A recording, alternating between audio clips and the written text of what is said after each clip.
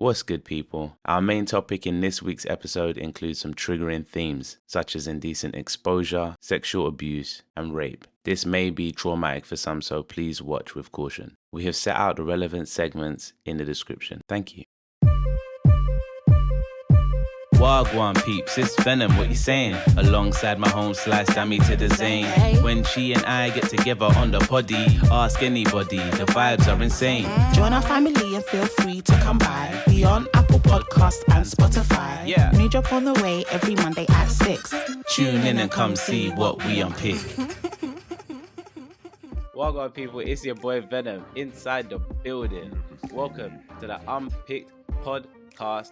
Boop. I'm here with my home slice, Dammy to the Zane. Ow. Hey, hello, hi. And today we're going to give you, you know what I'm saying, our vibes, our flavor, our character. So if you are here to enjoy what the unpickers are going to unpick for you, hit the like button, hit the subscribe button, join the family, and you know what I'm saying, get on board the roller coaster because we're about to do this thing. We're about to You know what I'm saying? This thing. We are. Dammy, what you got for them today? We got a big main topic. Yes. We're going to be talking about Mr. Westwood. Mr. Yeah, baby. Ugh, Yeah. I'm cringing. You didn't know I could do that one impression. I got that. I just do the Westwood because that's always his Yeah. Stop, please. Inside. No, please. We're laughing. Drop a bomb on it, Dammy. Dammy to the Zane, everybody. Just Yeah, doing that baby. is triggering. Please stop. Which leads me to what I wanted to say next. This episode is going to be another one that might be triggering for some. If it is, there are other things we're going to talk about before that, which might be a bit more lighthearted for you. So I will leave chapters in the description so that you can skip, fast forward, pick the bits that you want to see. So yeah, your mental health means more to us than any topic that we talk about. So if it's too triggering, please just bypass the main topic. Today we're going to do, hopefully by now you've noticed our formatting. We're going to play a game first to break the ice. Yes, I said heist because I'm fresh. Break the heist. To break the heist because I'm a freshie. I'm not a freshie, but we move. So we're going to do a game to break the heist. Then we're going to do hot topics. So basically what's popping. I'm actually thinking to change the name of that segment to what's popping. Do you know what I mean? Seeing as it's hot topics on pop culture. You do what's popping. What's popping. This or that. What's popping. What's popping, or just call it what's popping. Anyway, moving on.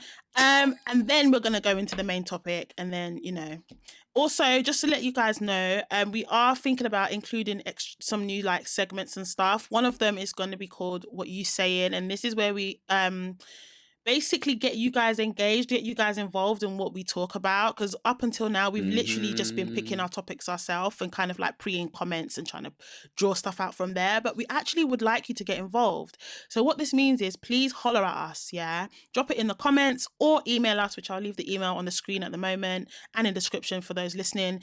Get in touch. We want to talk about the things that you want to hear. So if you don't get in touch and tell us what you want to hear us talk about, we're just going to carry on and pick the topics ourselves. And it might be hit or miss. Yeah, we want you to enjoy it. So we're more keen for you guys to even give us like your opinion, and then we can pick the best opinion and flesh it out and talk about that. Do you know what I mean? Like, so if you want to shout out, subscribe, drop it in the comments or send us an email. Tell us what you wanna talk about. Share your opinion on something, and you never know, it might be the main topic for the next episode. You might get featured, baby. You might get a feature. Do you know what I mean? Like, sorry. You might get a feature, baby. No, we're not gonna do that. That's not what. That's what we're not gonna do. No. Sorry. No. The scenario for you this week for the this or that for the. Yeah, for the little bit of this, little bit of that is this. So we are building a playlist that's going to go into a time capsule for, I don't know, that might be opened up in the year 3022, right? Boom. And on this playlist, I need you to select the songs that you are going to put on the playlist, okay? What I need you to think about is the song that best reflects this artist's this discography. I always struggle to say that word. Yeah? Okay. The artist in question today is Kanye West. Okay? My man. Yo, man. That's why I chose him, because I know you're an avid fan. Flan? What the hell? I'm a big flan, yeah. Huge flan, yeah, man. A wobbly one. The first one is this. Yeah, you can only pick one song. Touch the Sky, Gold Digger, or Good Life.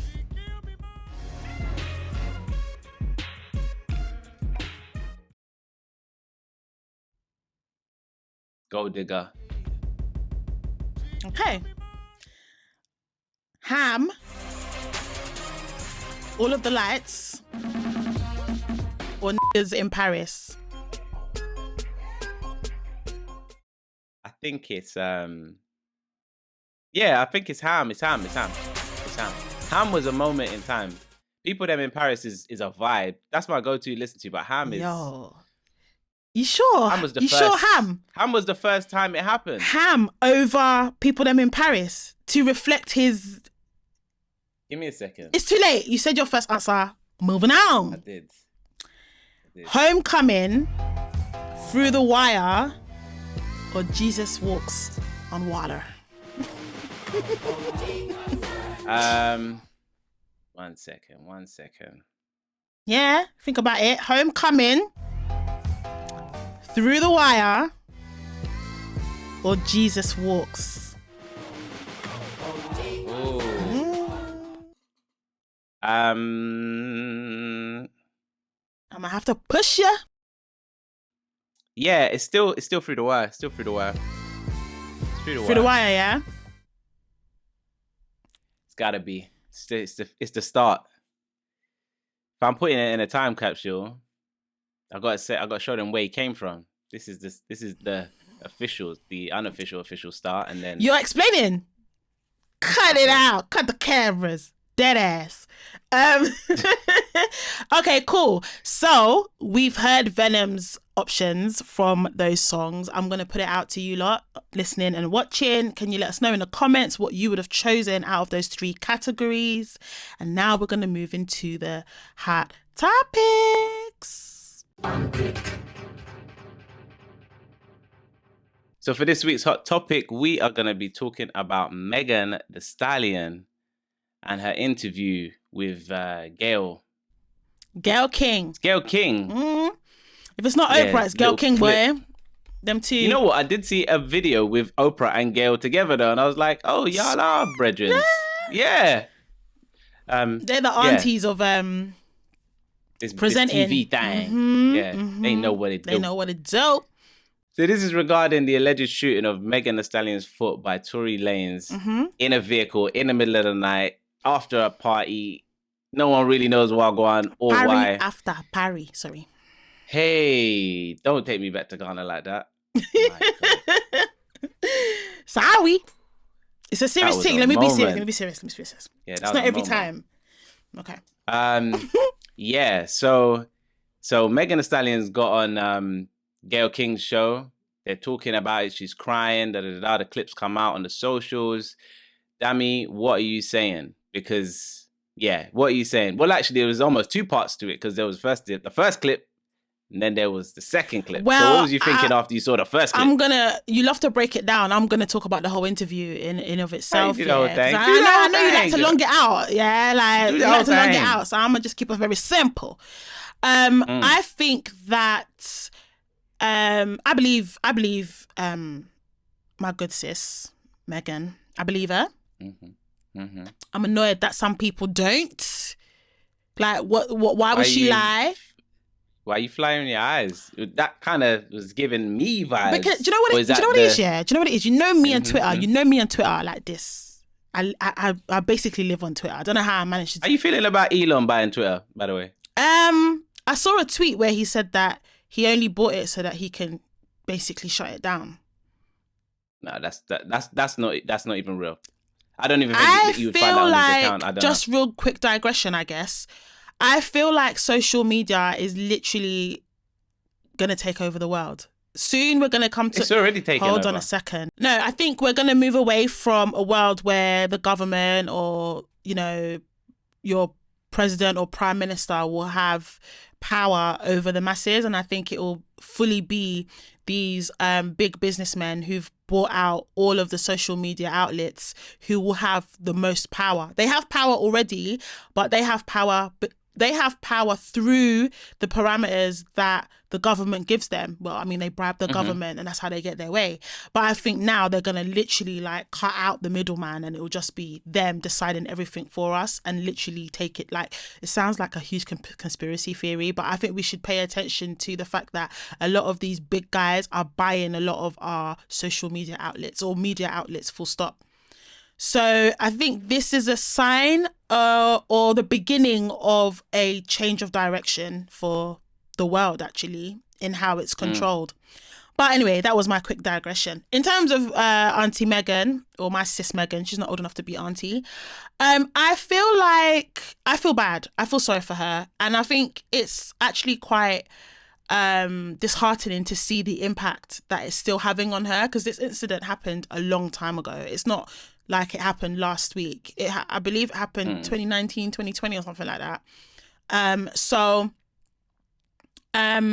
She was crying. You can see that it's still very raw for her. So for people to like not believe her, I just don't get it. And the only thing that I felt was a bit questionable was when Gail asked her if they were having if they were in some sort of relationship, and she was like, sexual? And it's like, sis, you know where she's going. And she was like, no, we didn't. And I feel like that pause kind of I feel like people are holding on to that bit. Like, nah, if she lied about that, what else is she lying about? It's really important. Why would you lie about being shot, full stop? Even if they were friends or in a sneaky link, whatever situation, that doesn't make a difference. He still shot at her. And I think actually because she's a black woman, yes, I'm taking it there. I think because she's a black woman, that's why it's in question whether or not people should believe her or not. And it just reminds me of all the times where black women have complained about something and people have found some way to shut us up, basically. That's my thoughts. I don't think so. I definitely was team Megan. But that's because I like her. Because you think she's sexy. Side of the story. Sorry. She is very sexy, and she got the knees and the booty. She got them knees. All of that. She got them knees. She got them knees. You know, so I definitely wanted to believe her. I'm still reserving my true judgment. I'm actually reserving it for court. Not that I really feel like court is entirely fair, but it's what you prove, innit? But I was definitely with her until that part where they asked, because I always believed, as you know, that they were in a relationship. I didn't even know that wasn't a confirmed thing. Yeah. I thought that was a thing. Yeah. So Gail asked the question, were you guys in a sexual relationship or definitely something like that? And she was like, sexual? Big old pause. And then she was like, no. And I was like... Do you know what that reminded me of? Wait, do you know what? I don't know if you've ever had a sneaky link, yeah? But you know when you've got a little situation going on with someone that only you two know about? Yeah. And so you got to play it cool. So it reminds me of kind of that situation. So she's like, ask, something going on between you? And you're like, something going on? And you got to kind of like, okay. Yeah, you got to be like, prep my answer. I feel like that's what it was. But it doesn't take away from the fact that she says he shot her. And, you know, there's also the text message from her friend.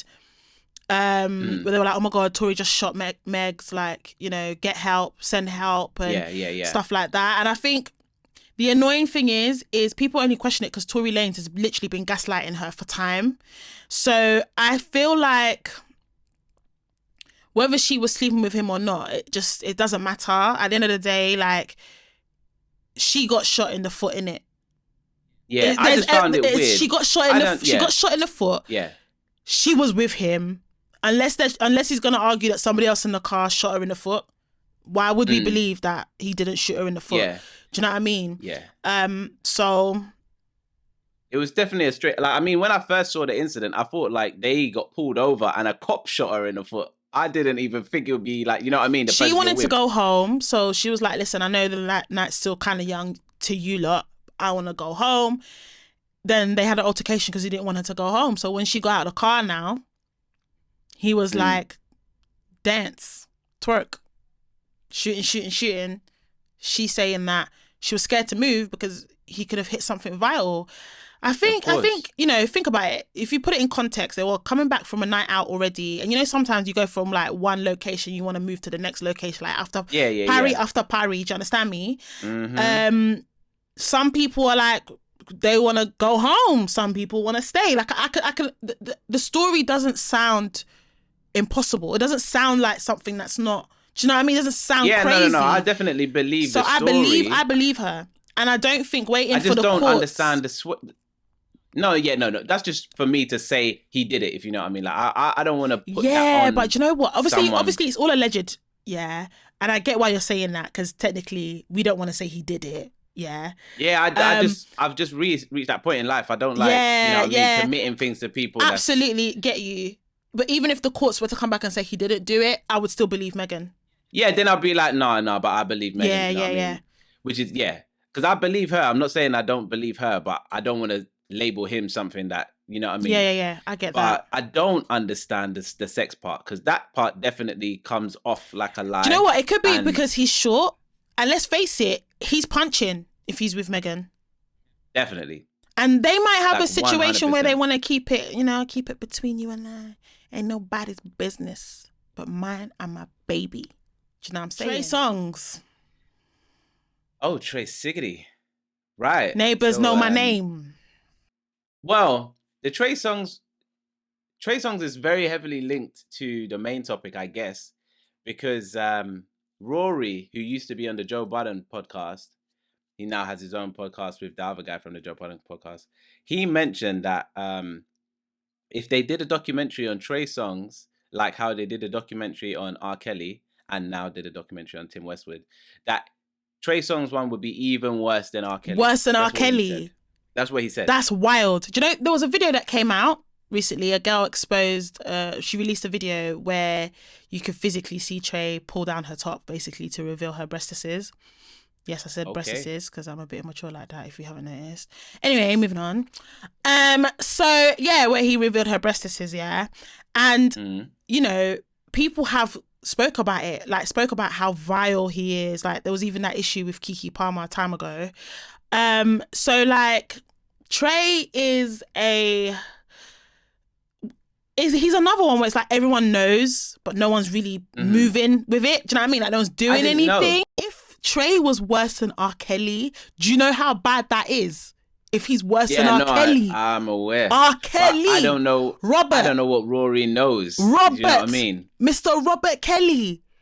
Mr. Robert Kelly. With 13-year-olds. With taping it as well. Trafficking rings. I don't know. If it's worse than R. Kelly, I don't know. Yeah. Just what he said. Maybe it was clickbait, like a clickbait. It might have been a clickbait. You know I mean? I'm going to say something controversial. Yeah. For the views. But that's what he said. But if it is worse than Robert Kelly, I promise you it's got to be bad. Because Robert Kelly is bad. Even to try and say them, you know what I mean, in the same kind of sentence, it's got to be pretty bad. It's making me feel some type of way. Let's wait and see. It might have been clickbait, but yeah, we'll see what comes out. I mean, I know that there's going to be things coming out as to why you would even say, like, air that information, if you know what I mean. There has to be things on the way. Maybe there's been an uprising. I mean, we know he's into freaky. We know he's into freaky shit. That's the thing. I really didn't know. I don't know anything about him. We know he's into freaky shit because I want to say, like, I don't know if they were influencers or if they were models or something, right? They spoke out about Trey and some of the stuff he was into in the bedroom and how they weren't fully comfortable with it, and you know, they spoke about it. So from there, that's when I was like, oh, Trey's into some freaky stuff. Do you know what I mean? But you could be into your freaky stuff. You can have your kink so long as you have consent. That's the bit we don't know. That's the bit that's in question. But the difference between Robert and Trey is Robert's into young, little, like, underage girls. Trey, from what we have heard, it's been older, like women that are above the age of It's consent. more of a non-consensual thing. Yeah. Which is why I'm saying if it's worse than Robert, it's actually bad. Like it's bad either way. I'm not saying it's okay to assault women. It's bad however way you slice it, but you know, when it's with children, it's like it's an added, like, you know what I mean? So if it's worse than Robert, yo. And you know what? Robert's been threatening to he did threaten, didn't he, to snitch out some people. Yeah, I mean, I've got some people that I think might make the list, but I'm not going to say it because I don't want to be sued for defamation. But it'll be interesting if he does. I really want Robert to snitch. I really want him to drop some names because I just want to know. But yeah, I mean, Trey, let's wait and see, because you know it's going to be a topic if it's true later on. Yeah, so, for sure, boy. Let's see. So, guys, Tim Westwood at this point is a household name. Makes me cringe, but he's a household name. He's known here. He's known in America. He's even now branching into Africa, and I'm going to come on to that in a second. But he's known worldwide. He's considered the gatekeeper of urban music, especially here in the UK, when it comes to UK rap, UK drill, UK garage, UK R&B. And then when he went overseas to the US, you know, he was DJing and bringing out tunes for in the black community, basically. Like, he was that guy, the white guy that wanted to be black so bad. And for many, many years, for as long as I can remember anyway, it's always kind of been like a unspoken but spoken thing where we knew that he was kind of messing with underage black girls. And a lot of black girls, especially those of us that went to like 16, like under 16 or like under 18 or even uni raves, we've encountered Tim Westwood at some, like we've been to a show or a event where he DJ'd and stuff like that. So within the UK community, certainly it's kind of been like a thing that black women have known about when it comes to Tim Westwood. Well, the day that the law that's made came earlier this week, when BBC dropped a 30-minute documentary where seven women shared their experience or encounter with Tim Westwood, and lo and behold, it was basically sexual assault, and even some allegations of rape. Now, we've both watched the documentary. You can find it on BBC iPlayer. Those of you that are overseas, use a VPN. Don't be coming and telling us you don't know how to get it. Get a VPN.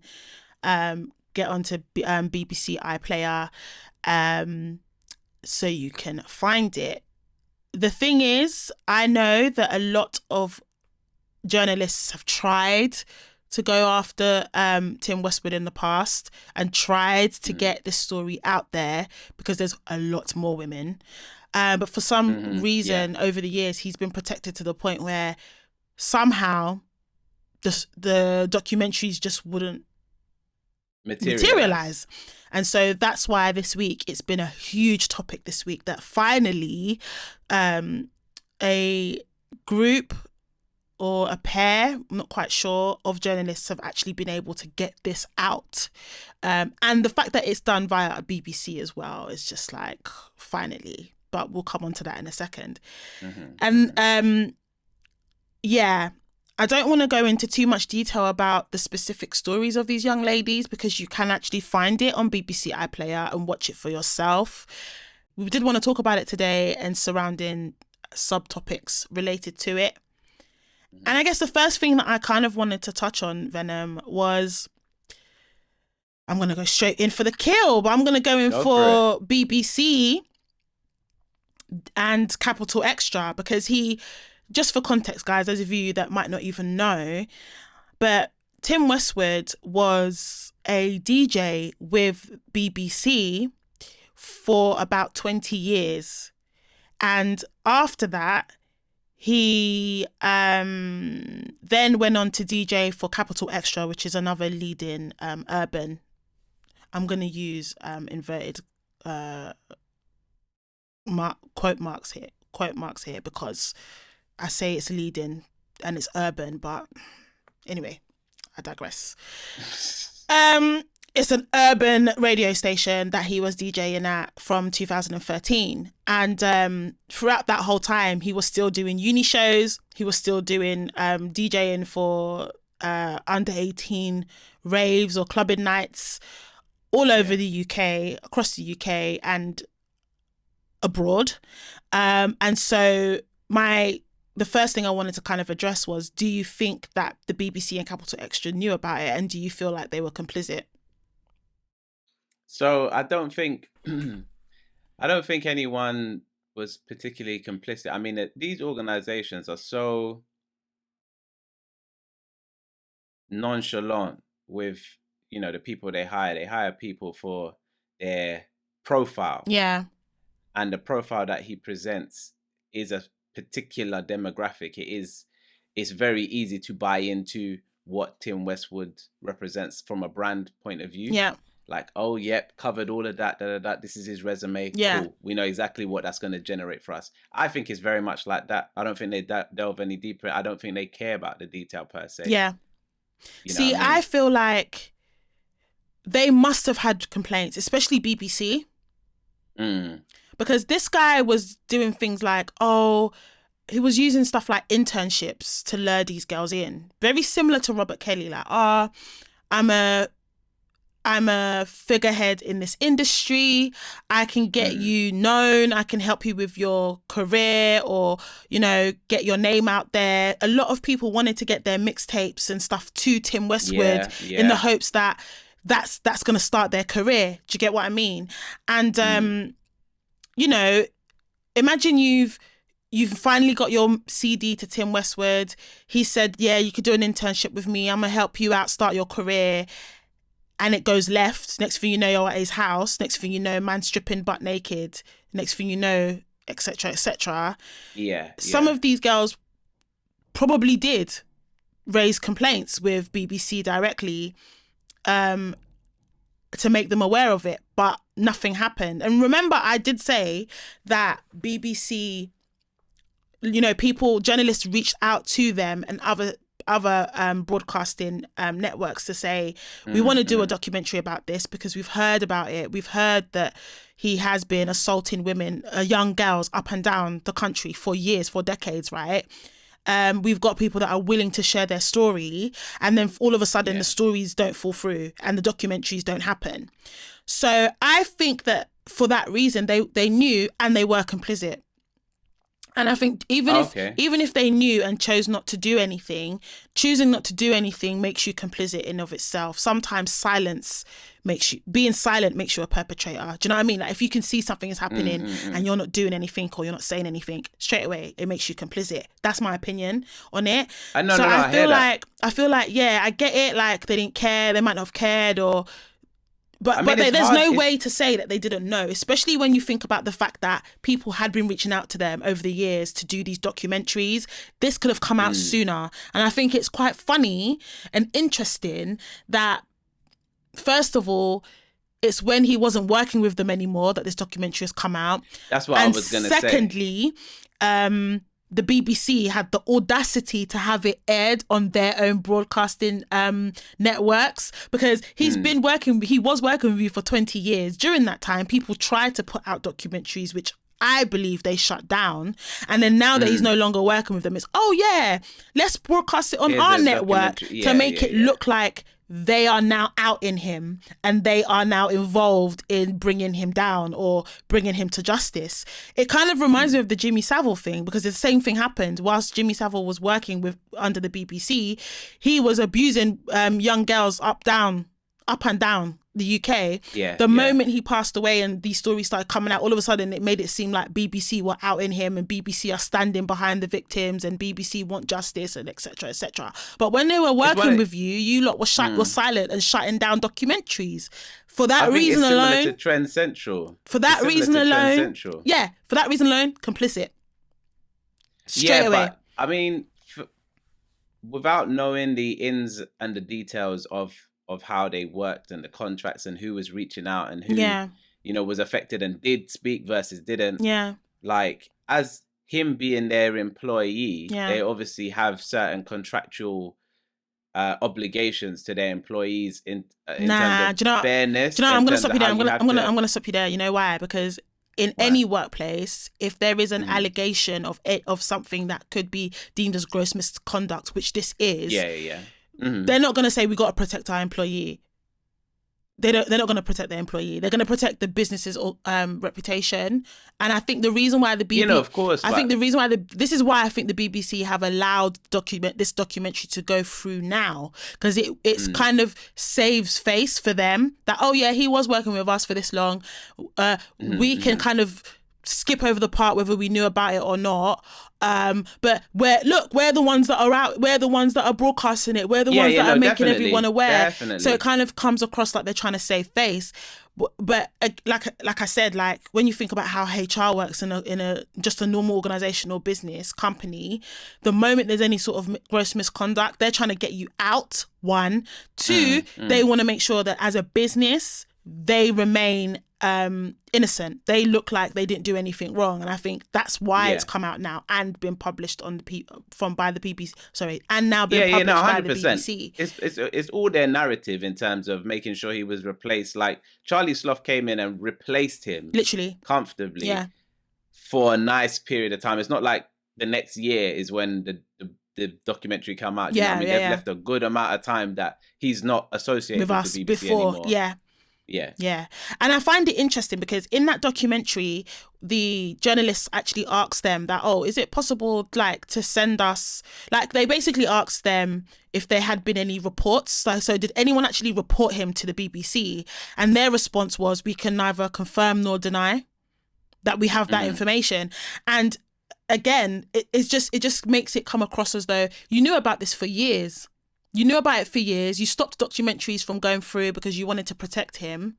And now that he's no longer working with you and hasn't been working with you for a very long time, now you're open to people dropping documentaries on your broadcast, on your network. And your stuff. And you still don't want to release whether or not you knew about it. You must have. But are they allowed to disclose that information though? I think there's going to be legalities around it. Like if these girls are pressing charges now and the police are involved, then maybe not so much, because they would have to pass that over to the courts or pass that over to solicitors, barristers, and therefore it can't be shared. But also, if, let's say, like for GDPR reasons, so basically data protection, because GDPR is a British thing. I know in America it's probably data protection. In other countries they've got I found out it's an EU thing. Yeah, it's an EU thing, but we still kept it after we left the EU, but that's another conversation.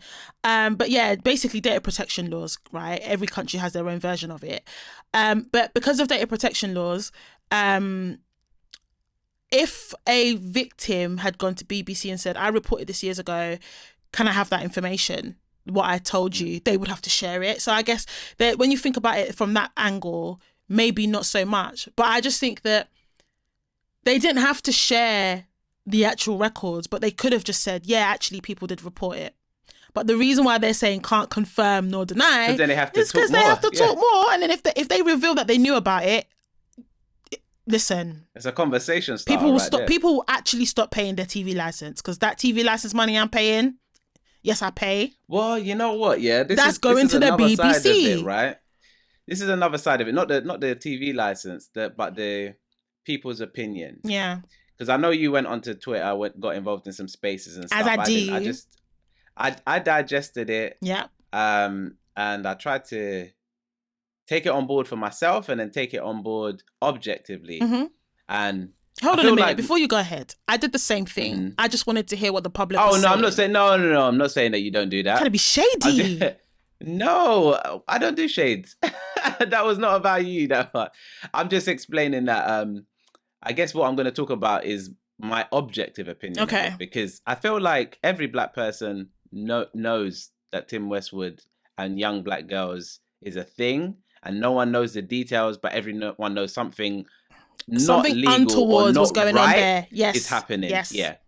Because I can attest that even the times that I've seen him out and about randomly, like even when I used to work in central London, I came out one day and I was like, oh, there's Tim Westwood. And right beside him, young ass black girl. And I was like, bruv, you're not making this easy. But at the same time, there wasn't the Me Too culture where you knew that, bruv, this is going to come out, if you know what I mean. There was in the streets. Yeah, no, in the streets, everybody knew. Yeah. But not in the main. So my issue, right? Because I had a lot of issues with this documentary. Let's get into it. One was the length. Yeah, 30 minutes. One is the length, the 30 minutes. One is the channel, BBC 3, and then iPlayer, not BBC 1 or 2. Not that people watch TV like that, but again, you're setting the precedence of where this is in terms of priorities. And then I did have problems with the production, like not to change the subject matter, but I felt like it was delivered in a very immature way, considering how serious the allegations and the content and the you know what I mean? Like, this is someone who's worked at the BBC, or forget who he's worked for. This is someone who's been in the industry for decades. And these allegations I reckon they probably didn't have decades. much. I reckon they didn't have much budget, and I just want to move away from. That's what it kind of. I want to move away from the production, because I think it's actually incredible that these journalists were even able to get this documentary through, and that. Okay, no, do you know what I mean? So I don't want to I get that. Put down the production, because these people need to be praised for getting the story out there, whether it's on BBC 3, 2, radio, BBC 1. No, do you know what I mean? I definitely praise the fact that it has finally happened. This documentary has been a very long time coming. Absolutely. But at the same time, I watched it and I felt like, in my honest opinion, this is not going to have a lasting impact because of its delivery. Because even down to things like, I mean, obviously, yeah, it's on BBC 3, so it's already off to the side. Many people will miss this, like many. But then when I looked at some of the content, and so when some of these young ladies were giving their accounts, there were like there were hints or flavors of like white male hatred coming across in the stories with some of the comments that they said. What, when the girl that said that she doesn't think she would never date a white guy anyway. Yeah, and then there was one talking about like his pale body and his skinny legs. He's old. Yeah, it's old. Yeah, old. And I'm like, these comments, they're fine comments to have. Like everyone is entitled to their opinion of other people. Yeah, but there's certain things that you should and shouldn't share when you're trying to describe a villain to the masses. Like, because I hear what you're saying, but I feel like at the same time that we shouldn't really be policing how they account their story. It's not about and policing it's not their at the end of the stories. day, irrespective of how they share it, I feel like they're allowed to share it however way they want to share it and express their feelings however way they want to express it, because at the end of the day, they're the victim. So I just don't. Yeah. So I feel like personally, I get it. Like, I guess what you're saying is, for it to be received, for it to be receptive effectively, it may not have been a good idea to make those sort of comments.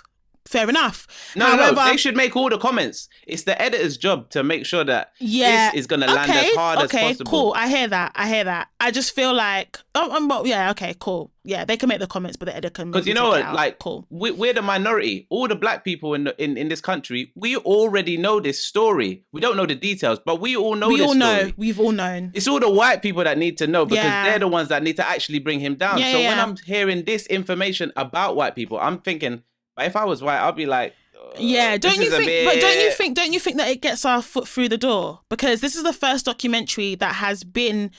There's been many documentaries that black people have tried to put out about Tim Westwood that didn't hit the TV screens, and finally there's one. And yeah, it's 30 minutes. Yeah, you might not be happy about the production, the finished product or whatever, but it gets our foot in the door. It starts a conversation. They did a 2-minute segment on it on ITV News. It's not enough, but at least it's there. Do you see what I'm saying? And I guess it opens the conversation, because off the back of this 30-minute documentary that you're saying is too short, the production was crap, blah, blah, blah. Tim Westwood has now stepped down from Capital Extra because of these allegations from that documentary. Yeah. So things are moving. Fair enough, it's not moving big. It's not moving in the way we want it to, but it's moving, and I feel like it does get our foot in the door. So what I don't like about the whole thing, though, is definitely I think that BBC knew about it. I think there's a big chance that Capital Extra knew about it, and I think it's interesting that it's now that Capital Extra probably pushed him out. No, I think he stepped down in no. They probably pushed away. Come on, we know office politics. Let's not act like it don't happen in radio. They probably would have been like, "This situation doesn't look good for us, Tim. We've protected you for long enough. You're gonna have to hit the road. Hit the road, Jack." I feel like I've really been waiting for this documentary for a very long time. Like we all have. And yeah. And then like there's certain detail. I mean, the writer, her name Chi.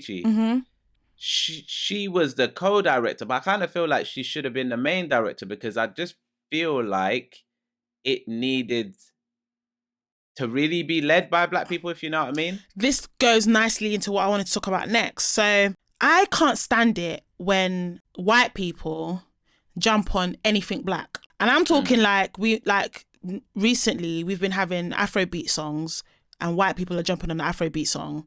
And people are... You mean artists? Artists. This is just an example of my feelings about this. I don't like it when they do that, because it's like it takes away from the culture and kind of makes it look, white persons do it singing in Yoruba, and then it becomes, oh wow, like we've got to praise them because they're singing in Yoruba. Like, so what? We speak English every day. Back home, English is one of the languages they speak in Nigeria, but it's not the only one. Everybody must know their home dialect. But because we speak English, do they jump and scream and shout and bear retweets and likes because we do that? No. Do you see what I'm saying? So I'm just one of those people. I feel like black people need to gatekeep. We need to gatekeep our culture, and we need to stop praising and putting white people on a pedestal when they jump on parts of our culture just because they can. And Tim Westwood is a white man who's been... in the documentary, they said that he was a gatekeeper of urban music, and I nearly switched off the TV. His position was immaculate, because literally everyone from the UK to American artists, they want to come and get direct access to the audience. Yeah, gotta go through Tim Westwood. Everybody did it, and even in the first not monologue, but I forgot what you call them, but the chop. The chop up of all the clips, they showed how many, man. They even showed him with R.Kelly. I was like, come and see Best Friends. Yeah, R.Kelly. And I remember yesterday, because I was big into my Cardi B when Cardi B did her interview with him. And I was like, damn, that could not have been any more awkward. That was weird. Very awkward. And I was like, so glad that she is Cardi B, because only Cardi B would react in such a way to just let everyone know this is flipping weird. Even the question you sent me, the question she asked, sent me to see. She's like, this is the guy. She's like, oh, you got a thing for black girls? He's like, yeah. Yeah, they're like, okay. So they did show him with a lot of artists, and I guess the same way that artists probably know about Trey, have known about Robert, didn't say anything. Yeah. I reckon artists knew about Tim, and I reckon even UK artists, 100%. You think when he was rubbing shoulders with Robert Kelly, they didn't swap notes? Don't piss me off. But I reckon UK grime artists or UK R&B artists and stuff like that, they just wanted to get their name out there, probably just turned the other cheek. Blind eye to turn a blind eye.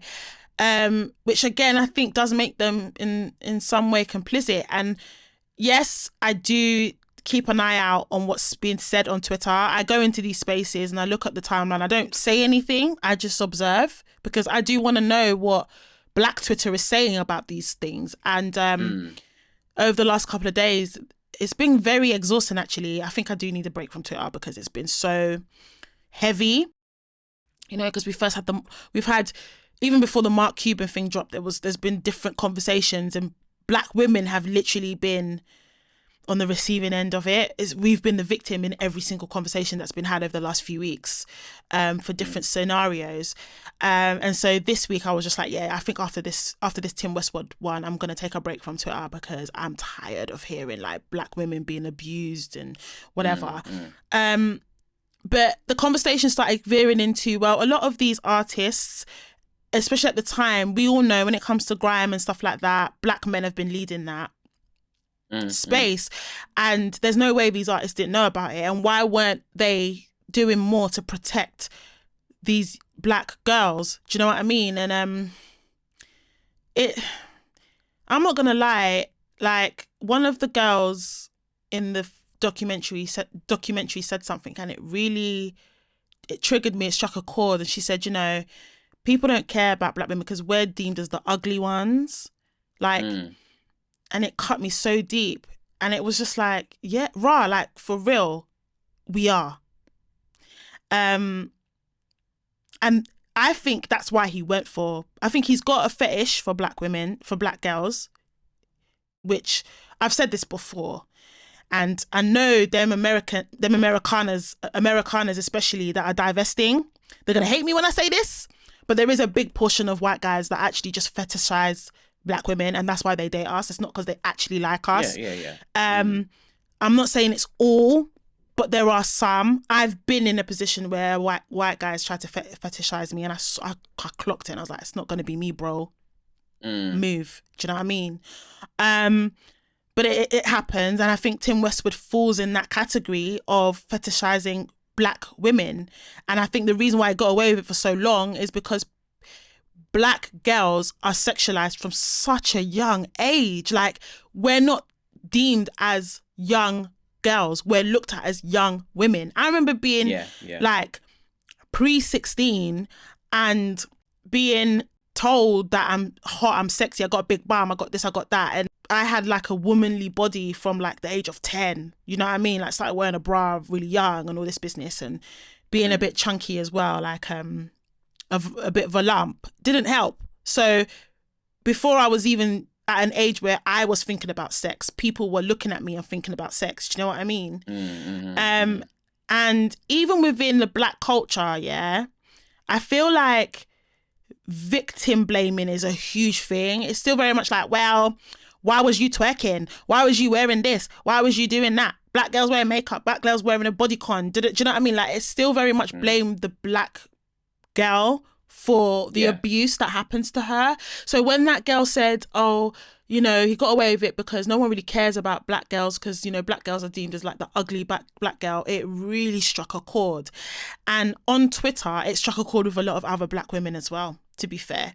And so the conversation started veering into, well, why weren't black men doing more? If black men protected us more, we wouldn't experience this sort of behavior, or it would be experienced much less. But I just wanted to hear from, like, you're a black guy.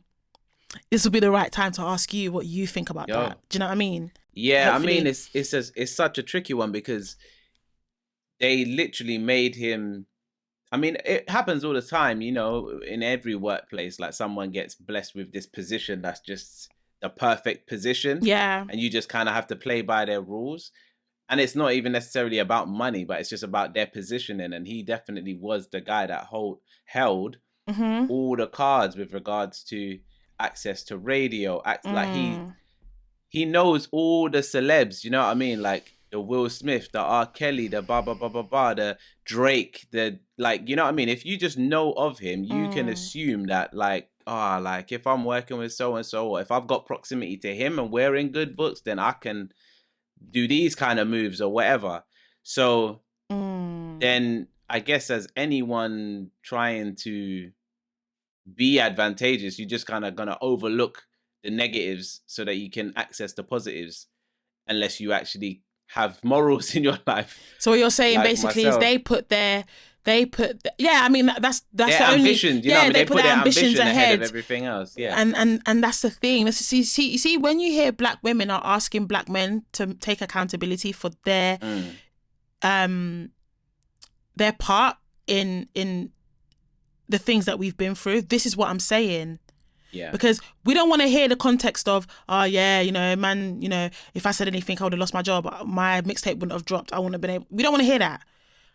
Our lives are more important than anyone's. Do you know what I mean? Like these young girls, and they're protecting their innocence and their sexuality is way more important than anyone's career. But just to put the context, yeah, Tim Westwood has been a DJ for so long that there's women who are probably in their 40s, 50s, who were assaulted by him, all the way down to people that finished Freshers Week, literally.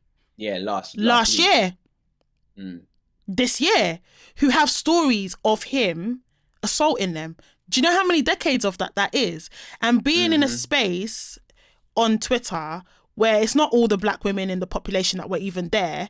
This particular space that I was in had like 7K people, men and women.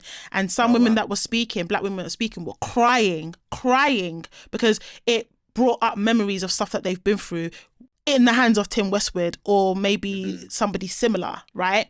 Yeah. And I don't normally stay in the space till it finishes because these spaces can last till like 3 a.m. I ain't got time for that. I got a 9 to 5.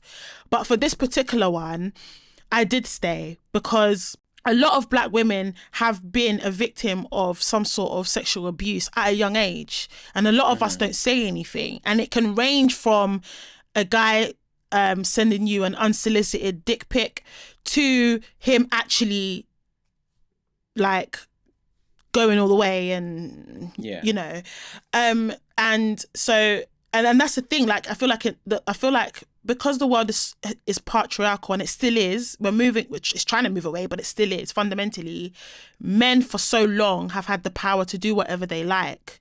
And it doesn't mean that other women haven't been abused, but because black people are deemed as less than everybody else anyway, black women as a byproduct have ended up being the ones that receive the worst of it, if that makes sense. And so listening to these spaces where grown women are there crying about it and stuff, and then like the guys are coming on and they're like, oh, yeah, something needs to be done, man. It's not acceptable, red to 10. And it's like, rah, but you worked with him in 2013. You was probably at that same rave, or you probably saw this and that. You didn't say nothing then, but now you want to say something. It does make me think that artists or anyone that was in his circle are just as complicit as those that were helping R.Kelly to pick up girls at the mall. One thing that irritated me about the documentary, and I'm not going to place blame on anyone, but I really don't like the fact that all the women that spoke, none of them were actually underage. When they accounted their story, all of them were over 18.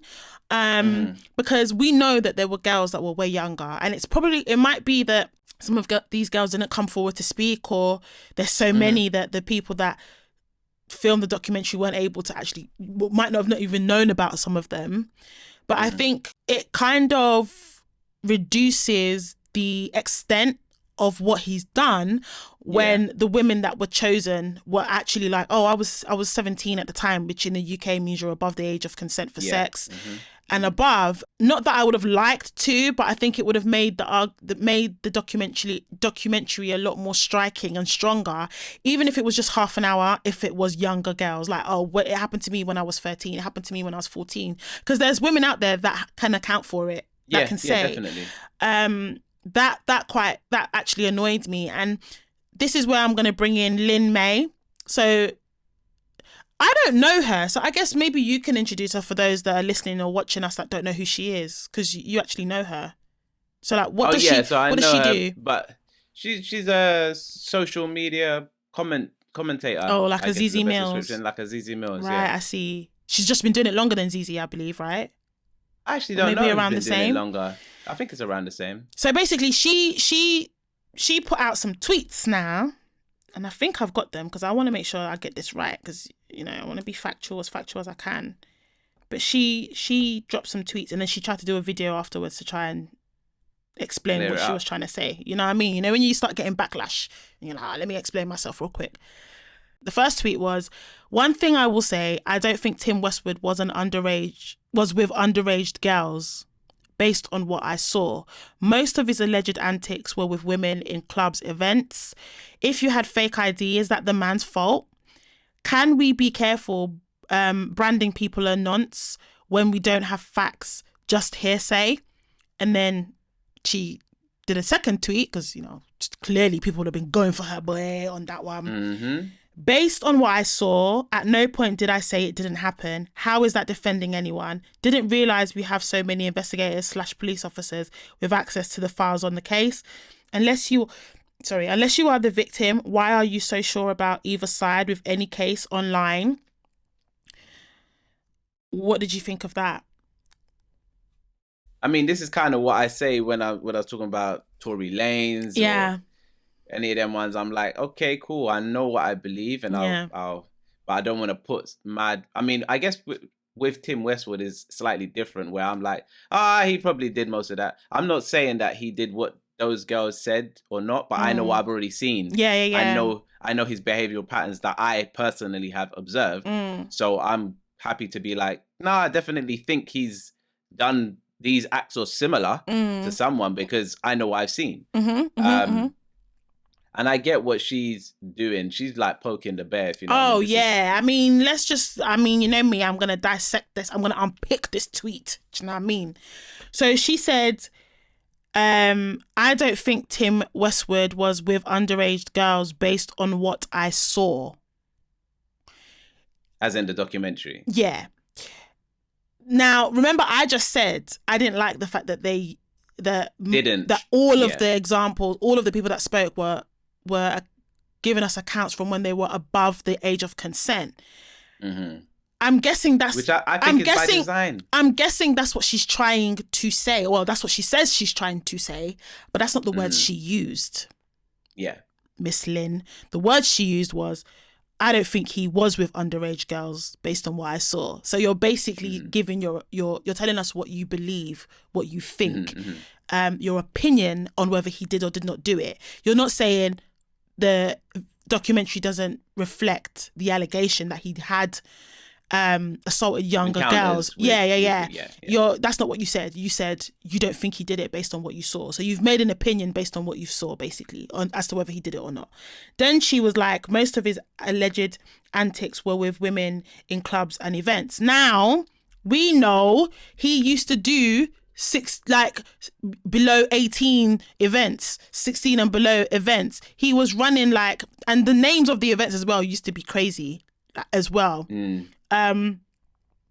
So just because it happened in a club or event doesn't mean that they weren't underage. And then for her to go a step further and say, if you had fake ID, is that the man's fault? Bruh, if he's running events do you know what I mean? Like, you know, like when we were younger, they have like 15 to I never went to 17 I went to events. One actually. Yeah. And he would DJ there. I don't need fake ID if it's for my age group. Do you see what I'm saying? Like, sis, what are you really trying to say? And that's the reason why people pounced on her, was like, rah, you're really trying to defend man. Is this the time? Read the room. If there's one thing people need to know how to do, is read the freaking room. Do you know what I mean? Like, anyway, be careful branding people a nonce when we don't have facts. Just hearsay. Just hearsay. Is that the women that gave their account? Or that's kind of everybody, I guess, because the one thing that they did say in the documentary, which I also was really upset about, not upset about the fact that it was highlighted in the documentary, they have to do that legally. Yeah. I was upset that the fact that they actually hadn't gotten anybody who had reported it to the police. And that's what it said as one of the captions in the documentary, is that none of the people who have given these accounts have reported it to the police. And I'm like, well then...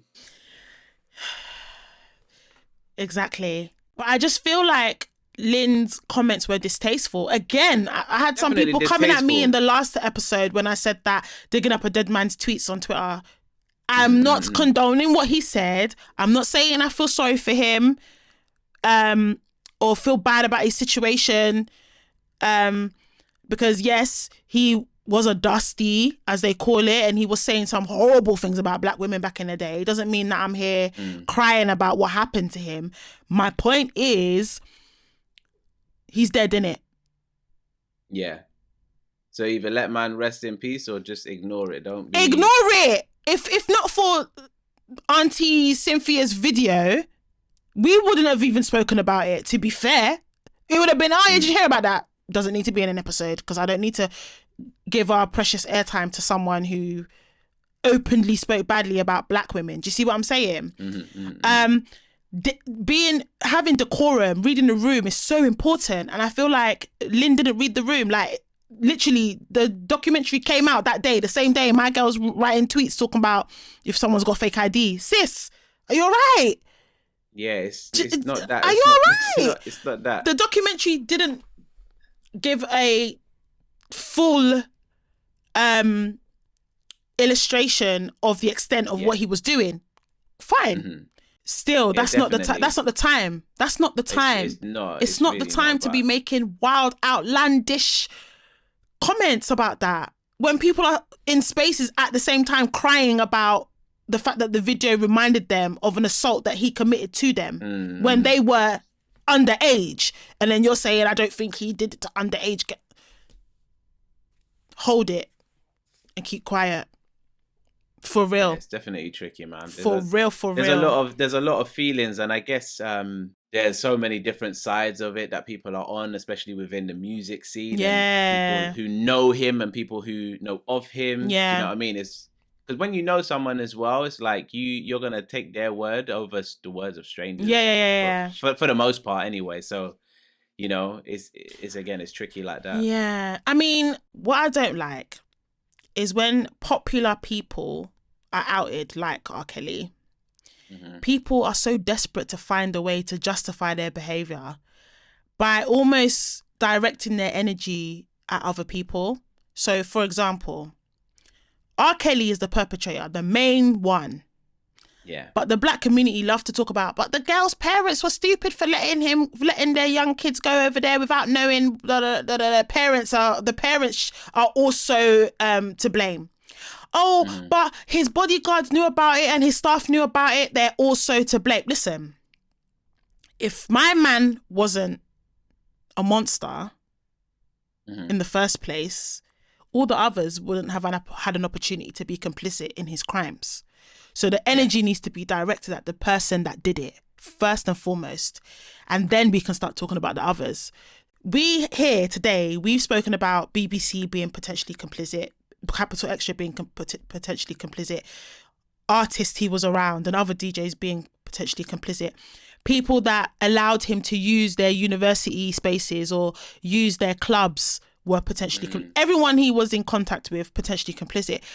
We've spoken about that. But the main energy is still on Tim Westwood. Do you know what I mean? Like, I'm not going to try and spread the blame across the board. Everyone's got their part to play. But if he was not a perpetrator, the others wouldn't have had an opportunity to be complicit.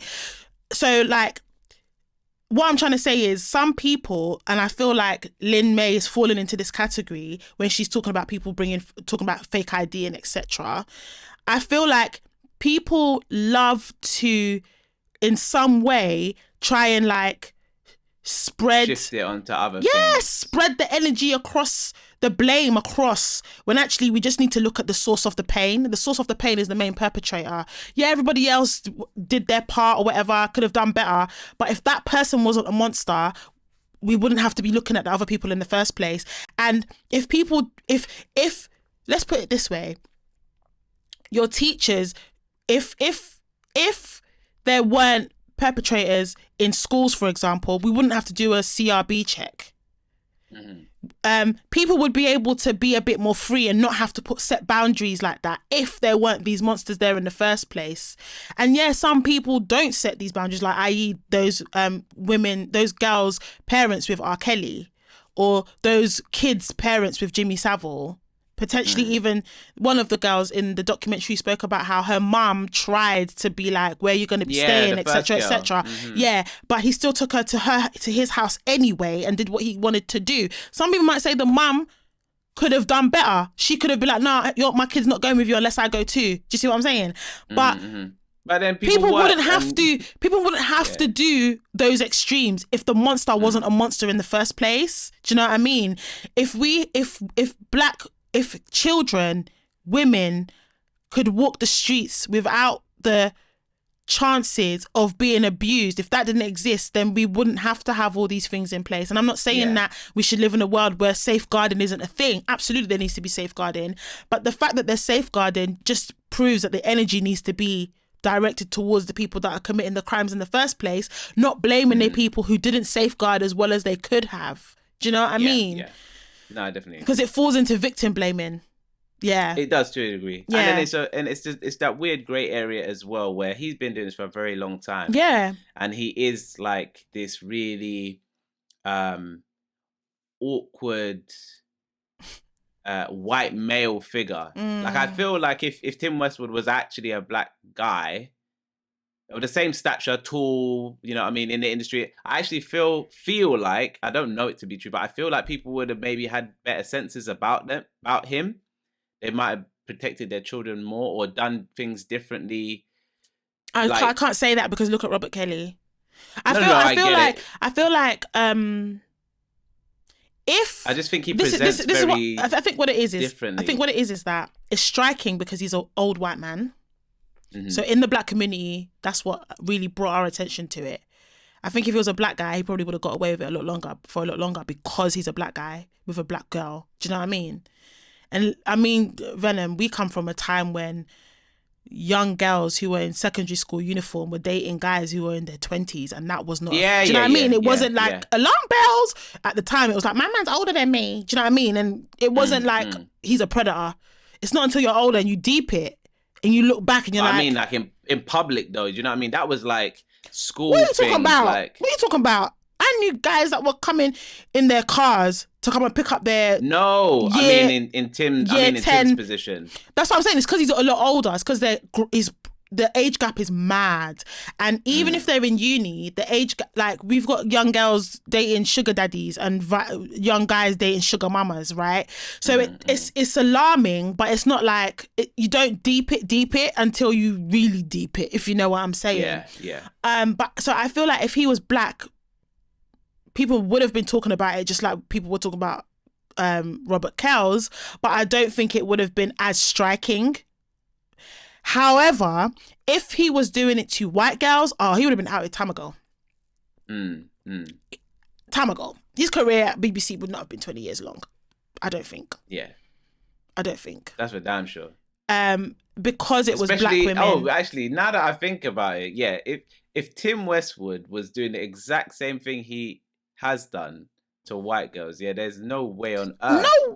No way. He would have, because I'm trying to see it. It's because it's black girls. And remember, because black girls are sexualized. And like I said, we're not seen, when we're children, we're not seen as children, we're seen as little women, if that makes sense. So it's like, that's why it's not taken seriously. My concern with Westwood is he's now, he DJs abroad, and if he's DJing and doing this in a country where we've got supposedly have laws and a structured policing system that should have caught him in 4K and locked him up by now, in countries where the policing system is not so structured and not so together, if you get what I mean without me saying it explicitly. Hear you. But the thing is, this guy is a free man until someone actually reports. Yeah, it needs to be reported by someone. It needs to be looked into. Like, they have to. There must, amongst all of the victims, there must be enough of a thread. Just one. Do you know what I mean? Because there's so many women, and I cannot believe that amongst all of them, there's not enough evidence in at least one of those cases for someone to actually... But remember, I'm not really into conspiracy theories, but I do feel like when do you know what? What people don't realize is music isn't even, especially urban music, it's not even like monopolized by black people. Oh, I know. When you go all the way to the top, they're all white people. And it's a money-making machine. Same thing happened with R.Kelly, actually. when stories started coming out, it was the management that were trying to hide it because they were making money from him. So they don't want his career to end because he's a money-making machine for them. Every time he brings out a hit or he does a show or whatever, ka-ching! Same thing with Tim Westwood. I say his name like that because that's how he does his jingles on Capsule Extra. And so I reckon that there probably has been people that have tried to report it to the police, but they've been shut down because they're coming up against a bigger body than just Tim Westwood. Of course, yeah. See what I'm saying? Now, that's got to crumble. It has to crumble to an extent. To an extent. I mean, like I said, it's got our foot through the door. But whether we're gonna brock the door down and get this guy in prison, that's a whole nother battle. Anyone who has been affected by Tim in that way, or anyone in that way, and you have the power within you to go to the police and report it officially. Like, I really, especially for Tim, I really would urge you to do that, not just for your sake, but also for the sake of all the people who don't have the strength to do it. But do you know what? Yeah, I'm going to be very honest with you. Like, the legal system when it comes to allegations of sexual assault is so shit, yeah? Like, I know I've had a real potty mouth with these conversations, haven't I, lately? But it's because I'm very passionate about it. But like, it's so shitty. Like, a lot of rape cases don't get far because of lack of evidence. No. And the smallest of things makes them throw it away. So that's actually the reason why a lot of women don't even bother reporting it, man. Especially when it's something that happened so long ago as well. Like, but the thing is, in this particular case, because he's been doing it for so long, if literally every single person just went and made their report, and he had to go through that legal process of over and over again. Yeah, I think that's what he deserves for the rest of his life. If that's really what he's done, I think that's what he deserves. Yeah, he doesn't like a conviction is you know what I mean. It's something to celebrate if someone has done wrong and they've been found guilty of that. Yeah, but that's not the only way someone can be punished. Sometimes just facing your crimes, whether you have to go to prison or not, sometimes that's enough. Yeah. Up until this point, he's not even had to face that, if you know what I mean. Yeah. He's been completely free of any type of admittance to anything that he's done. Yeah. Now is people's opportunity, at least just to hold him accountable. If just that, do you know what I mean? He's an old ass man. It's not like he's gonna be here for like another 100 years. This guy's already at the end. I'm glad there's a documentary. I commend the women that spoke, because I feel like when you're a victim of anything and you speak out, it takes so much courage. Yeah. Yeah. I hope they just roll that courage onwards. Roll it on, and I hope it inspires. I hope it inspires other women. Yeah, man. Who have experienced Westwood or anyone actually, your perpetrator, to speak, share it. Like, the more people that talk about it and share it, the more you're empowering people that feel like they're alone in it or feel like they can't talk about it, the more they feel like there's some sort of community or safe space. Guys, definitely go watch that documentary. We'll drop the name of the documentary in the description. And yeah, let us know in the comments your opinions of the documentary and, you know, all the other, I guess, subtopics that we've discussed around it, you know.